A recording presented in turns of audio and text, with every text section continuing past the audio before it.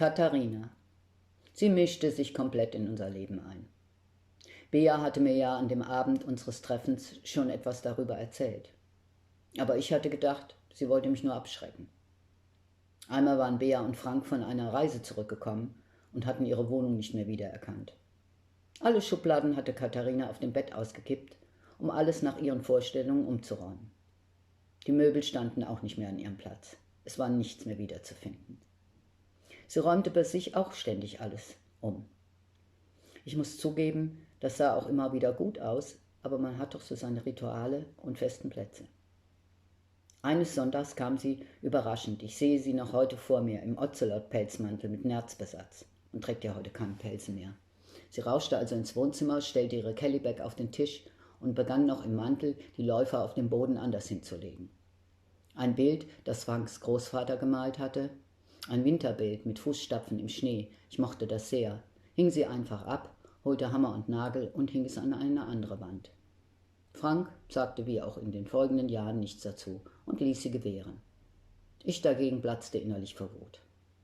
»Lass sie doch, wir hängen es nachher wieder um«, flüsterte er. Frank bedeutete Katharina alles. Ich habe noch nie einen Mann getroffen, der so viel Klamotten hatte. Ich weiß nicht, wie viele Anzüge bei ihm im Schrank hingen. Teure Marken, Hemden, Pullover und alles vom Feinsten. Aber Frank machte sich überhaupt nichts daraus. Er trug eigentlich immer dasselbe. Jeans, Hemd, Lederjacke. Einen derben Gürtel in der Hose, immer denselben, obwohl zig andere im Schrank hingen.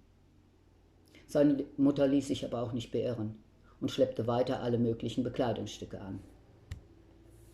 Für mich dann auch.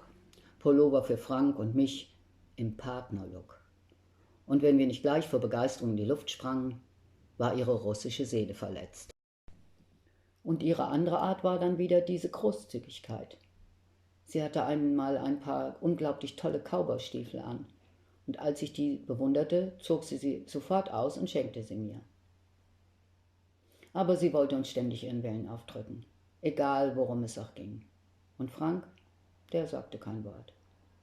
Es dauerte nicht lange, und sie gab die Wohnung in der Stadt auf und kaufte sich ein großes Haus ganz weit draußen auf dem Land mit 4000 Quadratmeter Grundstück.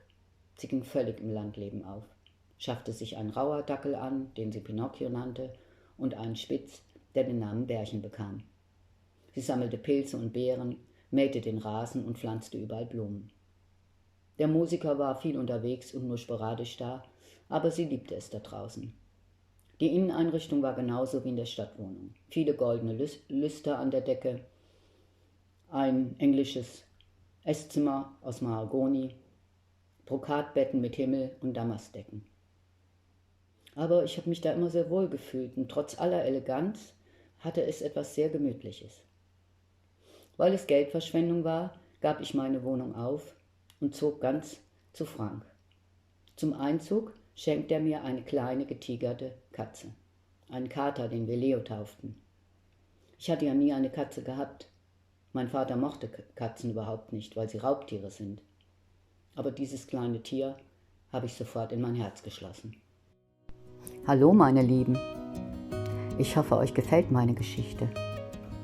Also fleißig abonnieren und auch die Glocke nicht vergessen. Dankeschön. Ich verspreche euch, es wird noch sehr spannend.